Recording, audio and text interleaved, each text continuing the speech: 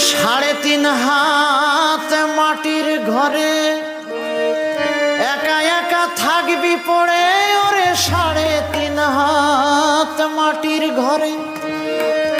একা একা থাকবি পড়ে খোঁজ নিবে না কেউ সেখানে কি আছে তোর কি দরকার